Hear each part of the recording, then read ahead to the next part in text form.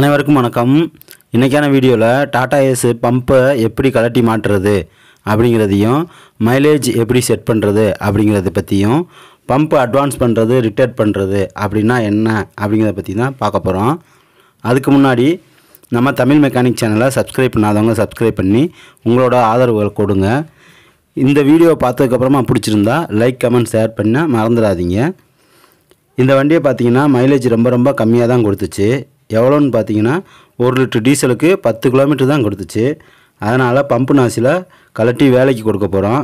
முதல்ல பம்பை கழட்டுறது எப்படின்னு பாருங்கள். அதுக்கு முன்னாடி என் வண்டியில் 1 லிட்டர் டீசலுக்கு 16 to 17 கிடைக்குது. அதை பம்பு சர்வீஸ் கொடுக்காமலே மைலேஜ் அதிகரிக்க முடியுமா அப்படின்னு கேட்டிங்கன்னா முடியாது. 15 கிலோமீட்டருக்கும் கம்மியாக மைலேஜ் கிடைச்சா பம்பு நாசியில் சர்வீஸ் பண்ணி தான் போடணும். பொதுவாகவே மைலேஜ் தீர்மானிக்கக்கூடிய இதர காரணிகள் எது அப்படின்னு பார்த்தா, முதல்ல டயர் கண்டிஷன் நல்லா இருக்கணும். அதோட 4 வீல்லையும் ஏர் ப்ரெஷர் அளவு ரொம்ப சரியாக மெயின்டைன் பண்ணணும். கிளச்சு கண்டிஷன் நல்லா இருக்கணும். என்ஜினோட கண்டிஷனும் நல்லா இருக்கணும். அதை விட ரொம்ப முக்கியம், நாம் எப்படி வண்டியை ஓட்டுறோம் அப்படிங்கிறத பொறுத்தும் மைலேஜ் மாறுபடும். அதனால் 15 கிலோமீட்டருக்கு மேலே மைலேஜ் கொடுத்தாலே அந்த பம்பு நாசில் ஃபால்ட் இல்லை, நல்லா இருக்குது அப்படிங்கிறத தெரிஞ்சுக்கலாம். உங்கள் வண்டியை 15 கிலோமீட்டருக்கு மேலே மைலேஜ் கொடுக்குது அப்படின்னா இந்த இதர காரணிகளை சரியாக வச்சுக்கிட்டாலே நல்ல மைலேஜ் எடுக்க முடியும் அப்படிங்கிறத தெரிஞ்சுக்குங்க. சரி, பம்பு எப்படி கழட்டுறதுன்னு பார்க்கலாம். ஃபஸ்ட்டு டைமிங் செட் பண்ணிக்கணும். அதாவது கிராங்க் மார்க்கு லாக் பண்ணணும். அடுத்ததாக கேம் மார்க்கு செட் பண்ணிக்கணும். அடுத்ததாக பம்பு மார்க்கை லாக் பண்ணிக்கணும்.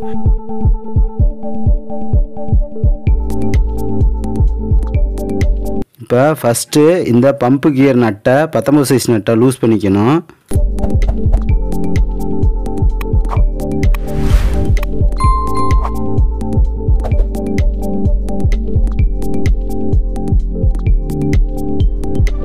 அடுத்ததாக டைமிங் பெல்ட்டை கழட்டிடணும்.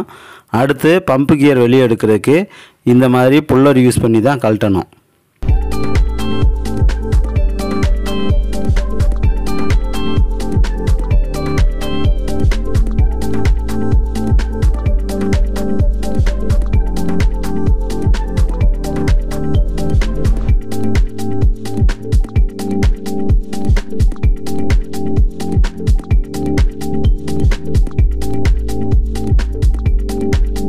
அடுத்து பம்பில் கனெக்ஷன் ஆகிருக்கிற main tube, return tube, accelerator cable எல்லாத்தையும் கழட்டி எடுத்துடணும்.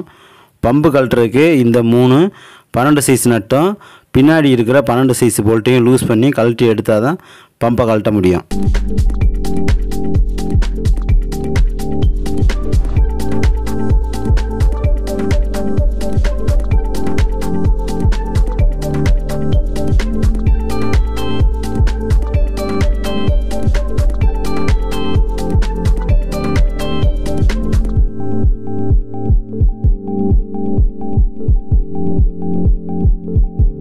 அவ்வளோதான், பம்பை கழட்டியாச்சு. இப்போ பம்பு சர்வீஸ் பண்ணி வந்துருச்சு. இந்த வண்டிக்கு பம்பு சர்வீஸ் பண்ணால் ஒரு 6000 ரூபா செலவாச்சு. இப்போ பம்பு எப்படி ரொம்ப பெர்ஃபெக்டாக ஃபிட் பண்ணுறது அப்படிங்கிறத பார்க்கலாம். பம்பில் பார்த்தீங்கன்னா பம்பு அட்வான்ஸு ரிட்டர்டு பண்ணுவதற்காகவே இந்த மாதிரி ஓடுகாடி கொடுத்துருப்பாங்க. பம்பை முன்னோக்கி தள்ளினோம்னா, அதாவது நாசில் பக்கம் தள்ளினோம்னா அதுதான் அட்வான்ஸ் பண்ணுறது அப்படின்னு சொல்லுவாங்க. அதே நேரத்தில் சேஸ் பக்கமாக தள்ளுனா அதுக்கு பேர் ரிட்டர்ன் சொல்லுவாங்க. இதெல்லாம் எதுக்கு அப்படின்னு கேட்டிங்கன்னா, வண்டி மிஸ்ஃபியரிங் ஆகி ஓடும்போது வெள்ளை போக தள்ளும், கண் எரியும், ஒரு மாதிரி சைலன்சரில் வெடிக்கிற மாதிரி தோணும். அந்த மாதிரி சமயங்களில் பம்பு டைமிங் செட் பண்ணி பம்பை உள்நோக்கி தள்ளினோம்னா கம்ப்ளைண்ட் சரியாகும். அதே மாதிரி வண்டி அளவுக்கு அதிகமாக கரும்போக தள்ளும்போது பம்பை வெளிப்பக்கமாக தள்ளும்போது ரிட்டர்ட் ஆகும், கம்ப்ளைண்ட் சரியாகும். இதைத்தான் பம்பு அட்வான்ஸ் மட்டும் ரிட்டர்ட் பண்ணுவது அப்படின்னு குறிப்பிடுவாங்க. சரி, அடுத்ததாக நாம் பம்பு ஃபிட் பண்ணுறதை பார்க்கலாம். ஒரு 5ஆம் நம்பர் அலாங்கி மற்றும் 6ஆம் நம்பர் அலாங்கி எடுத்து இந்த மாதிரி செட் பண்ணிக்கணும். அப்படியே நட்டையும் பின்னாடி வர பெட்டு போல்ட்டையும் டைட் வச்சிடணும்.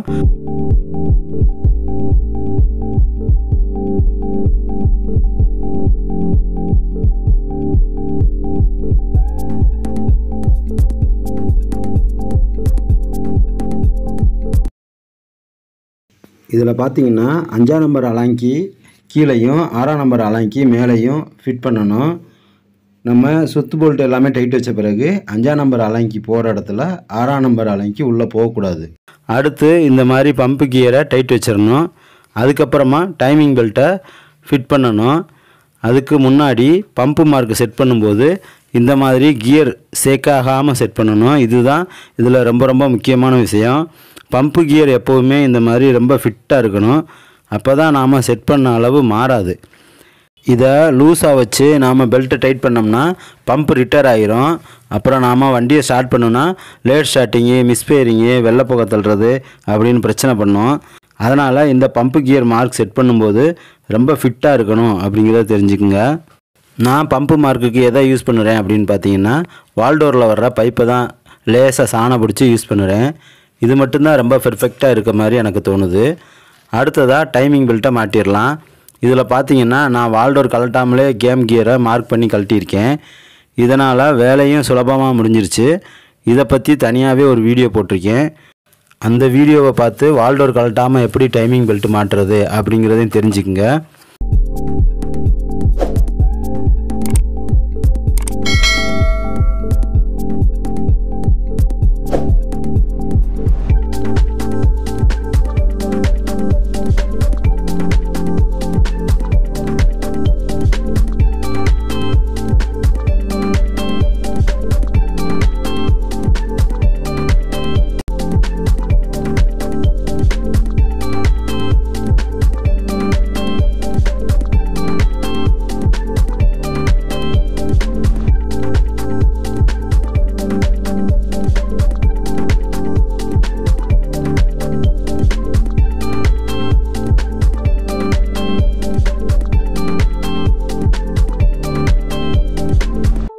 சரி, அடுத்ததாக நாசில் டியூப்பில் ஏர்லாக் எடுத்து ஸ்டார்ட் பண்ண வேண்டியது தான்.